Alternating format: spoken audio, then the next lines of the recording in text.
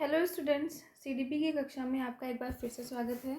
पिछली कक्षा में हमने अधिगम से रिलेटेड दो नियम देखे थे, यानी कि मुख्य सिद्धांत और गौड़ सिद्धांत, और उनके बारे में हमने डिटेल में डिस्कशन किया हुआ था। मुख्य सिद्धांत में हमने 3 नियम देखे थे और उसके बाद गौड़ में हमने 5 नियम देखे थे। आज हम अधिगम के सिद्धांत से रिलेटेड जो साइकोलॉजिस्ट ने अलग अलग अपने सिद्धांत प्रतिपादन के लिए एक्सपेरिमेंट किए हैं, उन एक्सपेरिमेंट के बारे में पढ़ेंगे। इनमें से 6 एक्सपेरिमेंट थे जिनका हमने पिछले जो कक्षा थी उसमें थोड़ा सा एक ओवरव्यू लिया था। और आज हम पहला थॉर्नडाइक का उद्दीपक अनुक्रिया सिद्धांत से शुरू करते हैं। तो बच्चों, आज से बहुत ही इम्पॉर्टेंट आपका टर्म स्टार्ट हो रहा है, यानी कि जैसा मैंने बोला था कि आपकी पूरे सीडीपी का बैकबोन है ये चैप्टर, और इस चैप्टर का भी जो बैकबोन है वो अब स्टार्ट हो गया है। तो अब आपको क्लास बिल्कुल भी स्किप नहीं करनी है। थॉर्नडाइक का उद्दीपक अनुक्रिया सिद्धांत, मैंने आपको पिछली कक्षा में उद्दीपक और अनुक्रिया के बारे में अच्छे से समझाया था। आई होप आपने समझ लिया है। एक बार फिर से बता देती हूँ। उद्दीपक का मतलब होता है कि हमें कोई भी कार्य करने के लिए जो कारण होते हैं जो हमें प्रेरित करते हैं, मतलब कि कुछ ऐसे कारण जो हमें कोई क्रिया करने के लिए बाध्य करें, वो उद्दीपक होता है। और हम उसके अनुसार जैसी क्रिया करते हैं वो अनुक्रिया होता है। यानी कि जैसे फॉर एग्जांपल मैंने आपको दिया था कि अगर कोई महिला है जिसने पोछा लगाया हो और उसके बाद कोई पुरुष आकर के कीचड़ सने हुए चप्पल लेकर के और पोछे वाले टाइल्स पर चढ़ जाए, तो उद्दीपक क्या किया पुरुष ने? गुस्सा दिलाने वाला, कि कोई भी होगा, इतनी मैंने से साफ किया तो गुस्सा तो आएगा ही। तो ये उद्दीपक था। अब बदले में महिला कैसी अनुक्रिया करती है? यदि सामने वाला व्यक्ति उसका पति है तो कैसी अनुक्रिया होगी? यदि वो महिला काम वाली है और सामने वाला उसका मालिक है तो उसकी अनुक्रिया कैसी होगी? यदि सामने वाला बेटा है तो उसकी यानी कि हर कंडीशन में जो रिएक्शन है वो चेंज हो जाता है। सेम एक्शन पे रिएक्शन चेंज हो जाता है। तो उद्दीपक क्या होता है? हमें किसी कार्य को करने के लिए प्रेरित करता है और हम उसके बदले में कैसी क्रिया करते हैं उसके अनुसार ये हमारी अनुक्रिया होती है, जो कि हमारे जो फीलिंग्स हैं, हमारी जो सोसाइटी है, हमारे जो संस्कार हैं, हमारी सोच है, हमारा सामने वाले से रिलेशन है, इन सारी चीज़ों को मिला करके ही डिपेंड करता है कि हमारी अनुक्रिया कैसे होगी।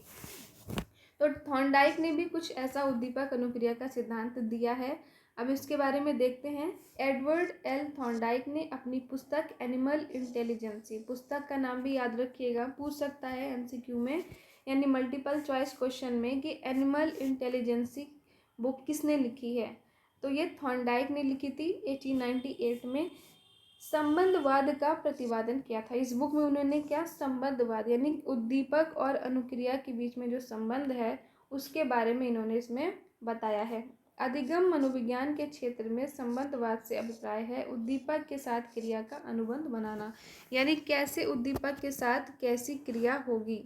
ठीक है, जैसे अभी पोछे वाला एग्जाम्पल दिया, तो मोस्ट आप सबका क्या होगा, जब मैंने ये नहीं बोला था कि सामने वाला उसका पिता है या पति है या बेटा है, तो तुरंत आपके मन में क्या आया था कि महिला क्या करेगी? गुस्सा करेगी।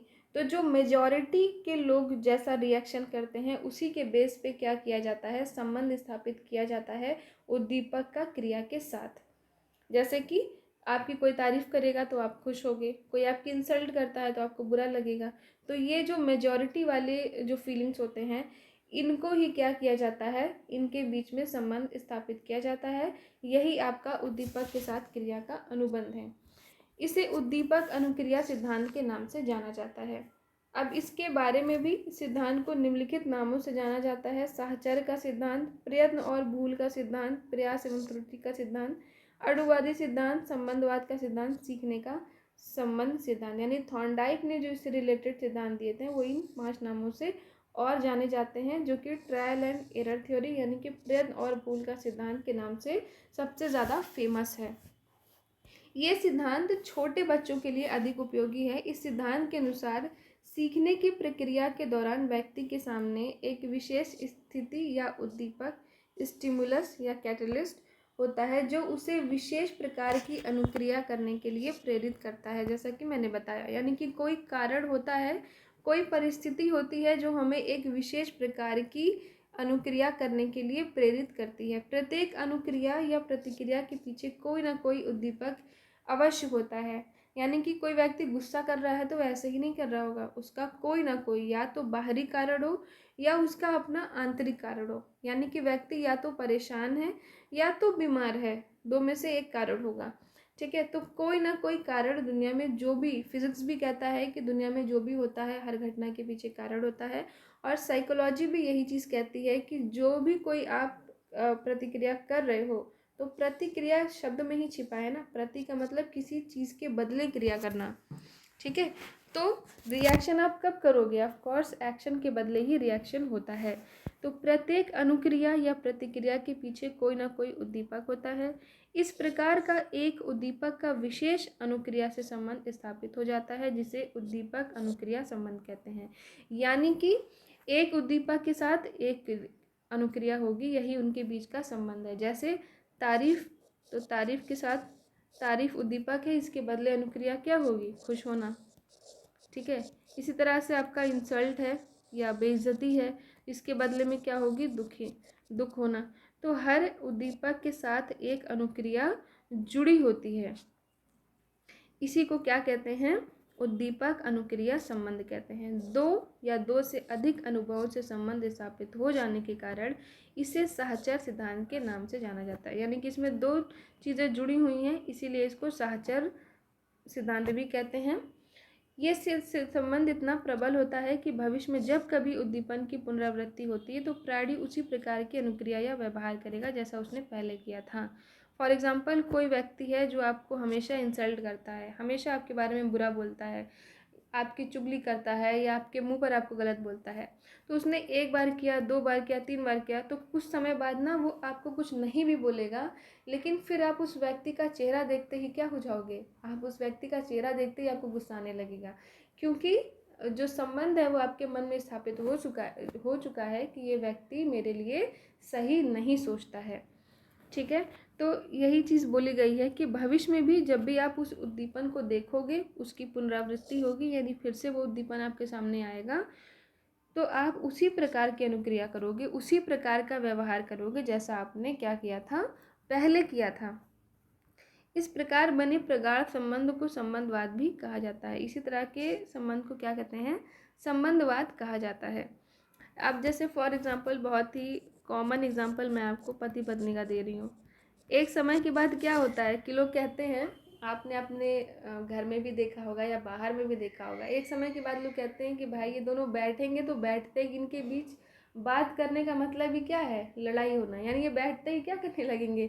लड़ने लगेंगे। कारण क्या है कि उन्होंने इतने वर्षों तक लड़ाई की है, इतने वर्षों तक लड़ाई की है कि लड़ते लड़ते उनके मन में अब एक दूसरे के प्रति ये भावना ही बन गई है कि अब वो बैठते ही क्या करने लगते हैं? तुरंत उनका वही उद्दीपक उनको मोटिवेट कर देता है उस प्रकार की अनुक्रिया करने के। यानी कि एक समय के बाद वो, अगर शुरू के दिन उन्होंने लड़ाई की है, तो एक समय के बाद क्या होगा कि वो अगर साथ में प्यार से भी बैठना चाहें तो नहीं बैठ पाते हैं, लड़ाई हो ही जाती है। तो इसके पीछे का कारण क्या होता है? यही अनुक्रिया संबंध का सिद्धांत। यानी कि कई समय तक जब आप एक ही प्रकार की अनुक्रिया करते हो तो आपका संबंध जो है वो स्थापित हो जाता है। नेक्स्ट है, थॉर्नडाइक ने बताया कि अधिगम की प्रक्रिया में शारीरिक और मानसिक क्रियाओं के मध्य संबंध हो जाता है। यानी कि आपका मन जो है वो उसी प्रकार का जैसा सिग्नल देगा, आपका शरीर फिर वैसा ही काम करने लगता है। थॉर्नडाइक ने सीखने के सिद्धांत के लिए अनेक पशुओं पर परीक्षण किए थे और इसमें उन्होंने एक भूखी बिल्ली पर परीक्षण किया। ये भी याद रखना है कि किस जानवर पे कौन से साइकोलॉजिस्ट ने परीक्षण किया है। उन्होंने बिल्ली को एक पिंजड़े यानी पजल बॉक्स में इस तरह से बंद कर दिया और बाहर क्या किया? मछली के मांस का टुकड़ा रख दिया। पिंजड़े का दरवाज़ा एक खटके से दबने से खुलता था। बिल्ली के लिए भोजन क्या था? एक उद्दीपक था। भोजन को देखकर बिल्ली व्याकुल हो जाती थी और प्रतिक्रिया करना प्रारंभ करती थी, यानी उसको खाने की कोशिश करती थी। अनेक बार बाहर निकलने का प्रयास करने के बाद संयोगवश, यानी कि हाथ पैर मारते मारते एक बार गलती से उसका पंजा खटके पर पड़ गया और क्या हो गया? दरवाज़ा खुल गया। अब थॉर्नडाइक ने दोबारा फिर इसी चीज़ को, प्रक्रिया को दोहराया, तो हर बार क्या है? त्रुटियों की संख्या कम होती चली गई और लास्ट में एक समय ऐसा आया कि बिल्ली समझ गई कि कहाँ पे हाथ रखने से हम जो है ये दरवाज़ा खुलता है। तो फिर बिना किसी भूल के ही वो दरवाज़ा खोल लेती थी, यानी उसने दरवाज़ा खोलना सीख लिया। पिंजड़े से बाहर निकलने के बाद बिल्ली मछली को खाकर संतोष प्राप्त करती थी। तो इस प्रकार इस प्रयोग में उद्दीपक और प्रतिक्रिया में संबंध स्थापित हो गया था, यानी स्टिमुलस और रिस्पॉन्स बॉन्ड स्थापित हो गया और बार बार प्रयास करने से त्रुटि कम हो गई। इसीलिए इसको क्या कहते हैं, प्रयास और त्रुटि का सिद्धांत कहते हैं। नेक्स्ट है उद्दीपक अनुक्रिया सिद्धांत की विशेषताएं। ये सिद्धांत शैक्षिक क्रिया में अभिप्रेरणा यानी कैटलिस्ट का काम करेगा। सीखने के लिए स्थायीकरण के सिद्धांत ज्ञानात्मक, गत्यात्मक, भावात्मक अंगों का इस्तेमाल कर सकते हैं और इस संबंध से जो है मस्तिष्क में स्थापना होगी। बार बार प्रयत्न करने से अधिगम में स्थायीकरण आएगा। यानी कि इसीलिए हम बच्चों को क्या करते हैं कि ज़्यादा से ज़्यादा उनको एक्टिविटीज़ कराते हैं। और आपने देखा होगा कि एक छोटा सा पार्ट होगा लेकिन उसमें MCQs दिए होंगे, very short question, long question, match the column, fill in the blanks, कितने सारे आपको दिए होते हैं अभ्यास करने के लिए। सिर्फ इसीलिए कि बार बार अभ्यास करने से आप क्या करोगे कि आप प्रयत्न एवं भूल के हिसाब से चीज़ों को सीख जाओगे। नेक्स्ट है उद्दीपक अनुक्रिया सिद्धांत की शिक्षा में उपयोगिता। तो इसके बारे में हम ज़्यादा नहीं देखेंगे कि हमें पता है जो भी सिद्धांत हो उस सेम ही उसका उपयोग है कि शिक्षा का सरल बनेगा, जल्दी सीखेगा बच्चा, जो सीखेगा वो स्थायी रहेगा। तो इसके बारे में हम नहीं देखेंगे। नेक्स्ट है उद्दीपक अनुक्रिया सिद्धांत की आलोचना देख लेते हैं। ये सिद्धांत मनुष्यों की अपेक्षा पशुओं की सीखने की क्रिया को अधिक स्पष्ट करता है। मतलब लोगों का कहना है कि एक्सपेरिमेंट जानवरों पर किया गया है तो जानवर ही इससे ज़्यादा सीखते हैं। इस सिद्धांत के अनुसार सीखने के उद्देश्य तक पहुंचने में काफ़ी समय लग जाता है कि आप इतनी गलतियां करो। अगर आप पहले ही बता देते कि देखो यहाँ से दरवाज़ा खुलेगा तो शायद वो जल्दी सीख जाता। ये सिद्धांत सीखने की विधि बताता है, लेकिन सीखना क्यों है इस पे, यानी कि ये शिक्षा उद्देश्यहीन है। उद्दीपक अनुक्रिया सिद्धांत व्यर्थ के प्रयत्नों पर अधिक बल देता है, यानी कि समय वेस्ट होता है इसमें।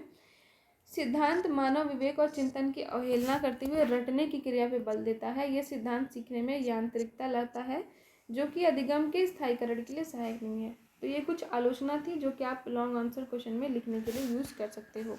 नेक्स्ट है पावलोव का शास्त्रीय अनुबंधन का सिद्धांत। ये भी इंपॉर्टेंट है, ध्यान रखेंगे। इवान ई पावलोव ने 1904 में ये संबंध प्रतिस्थापित किया था। इसमें उन्होंने बर्नार्डे के अनुसार अनुकूलित अनुक्रिया उत्तेजना को बार बार दोहराने के फलस्वरूप व्यवहार का स्वचालन है। यानी कि वही क्रिया बार बार दोहराते दोहराते क्या हो जाता है कि वो आपके व्यवहार में आ जाता है। यानी कि कहते हैं ना कि सीखना किसी चीज़ को आप इतनी बार कर लो कि वो आपकी आदत बन जाए, तो फिर वो आप उसको कभी नहीं भूलोगे। जैसे आप टीवी देखते देखते सब्जी काट लेते हो, हाथ नहीं कटता क्योंकि आपकी बॉडी को भी प्रैक्टिस हो गई है। आप गाना सुनते सुनते कोई दूसरे काम कर सकते हो, ठीक है। या इसी तरह से आपने देखा होगा कि मोबाइल पे बात करते करते जो जिन लोगों की बहुत प्रैक्टिस होती है गाड़ी चलाने की, तो वो एक साथ वो काम भी कर लेते हैं। तो कहीं ना कहीं उनकी बॉडी क्या होती है, उनकी वो बॉडी भी उस चीज़ को सीख चुकी होती है और उनका सीखना हैबिट बन चुका होता है, जिसकी वजह से वो उनके व्यवहार में आ जाता है। अब पावलोव ने जो संबंध स्थापित किया था इसको कंडीशनड रिस्पॉन्स कहते हैं, यानी कि अनुबंधित अनुक्रिया। इसमें उन्होंने कुत्ते पर प्रयोग किया। थॉर्नडाइक ने भूखे बिल्ली पर, जबकि पावलोव ने कुत्ते पे प्रयोग किया था। उन्होंने कुत्ते की लार ग्रंथि का ऑपरेशन किया और कुत्ते के मुंह से लार एकत्रित करके एक नली के माध्यम से उसे कांच के जार से जोड़ दिया था। ठीक है, आप यहाँ पे देख सकते हो। इस प्रयोग की प्रक्रिया को निम्न चरणों में समझा जा सकता है। पहले पावलोव ने कुत्ते को भोजन दिया जिसे देखकर उसके मुंह में लार आई।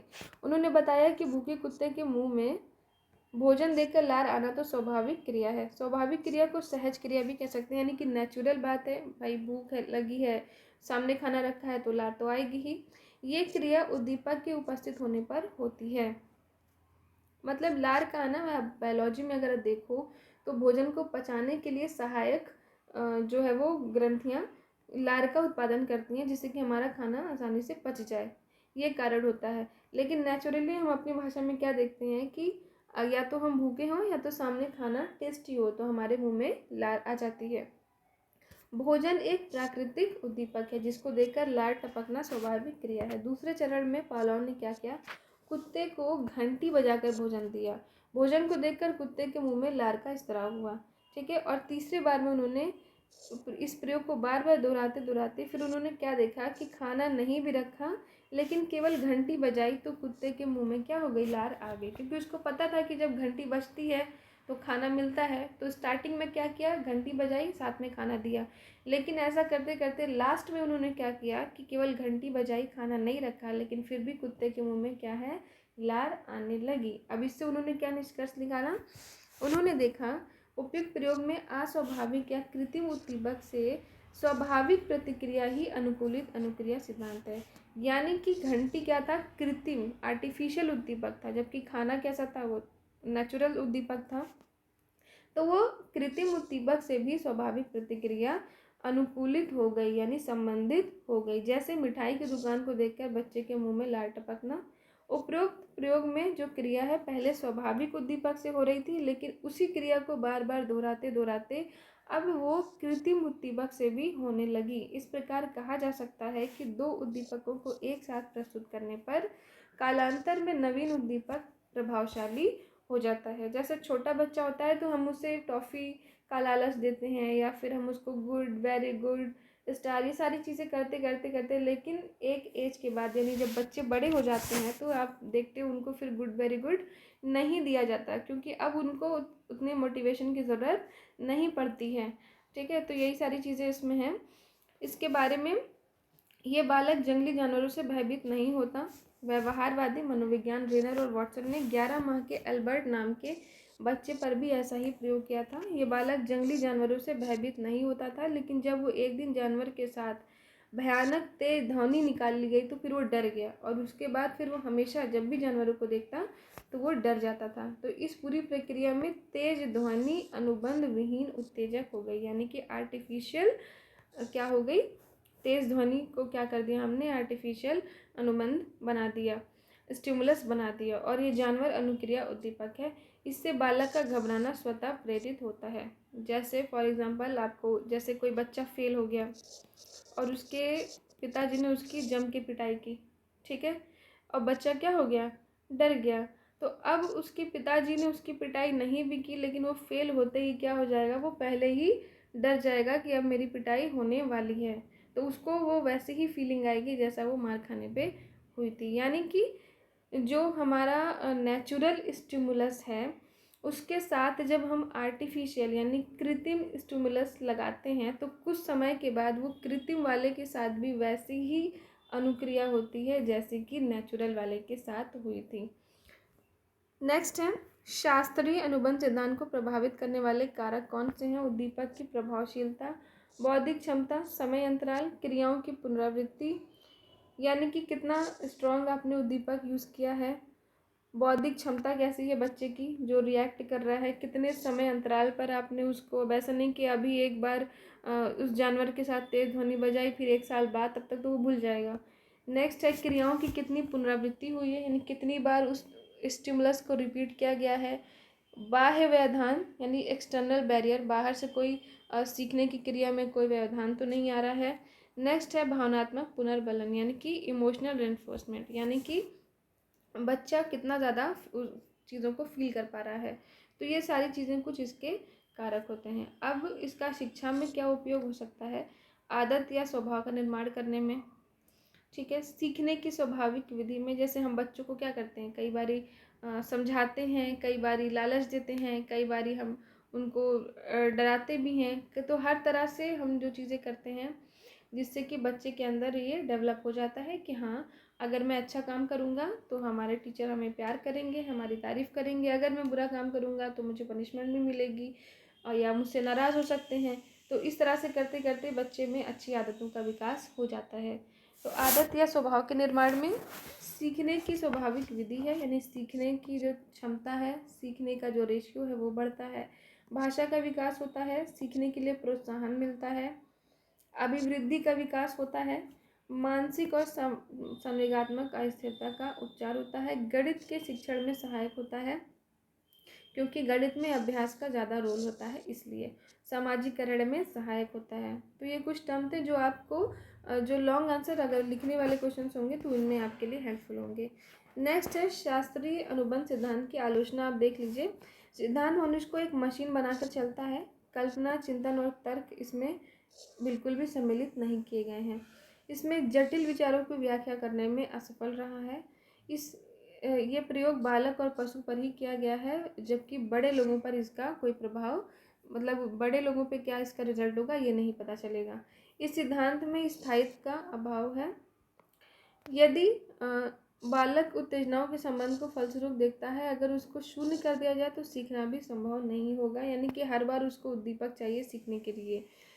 पावलोव ने सीखने की प्रक्रिया में पुनर्बलन को आवश्यक माना है। पावलोव सीखने की प्रक्रिया में 2 बार क्रिया को बार बार दोहराने पर बल देते हैं, परंतु गर्म पानी में हाथ लगाने जैसी अनुभूति से बालक एक बार में ही सीख जाता है ना। बार बार उसको गर्म पानी में हाथ डालने की जरूरत नहीं है, एक ही बार जलेगा, उसको क्या रहेगा, याद रहेगा। तो ये कुछ आलोचनाएं थी जिनको आपको याद रखना है, और कौन सा सिद्धांत किस जानवर पे किया गया है और साइकोलॉजिस्ट का नाम क्या है, ये सारी चीज़ें भी आपको ध्यान में रखनी है। तो ये दोनों सिद्धांत आप आज अच्छे से रिवाइज कर लीजिएगा, फिर कल हम स्किनर का क्रिया प्रसूत सिद्धांत पढ़ेंगे। ठीक है।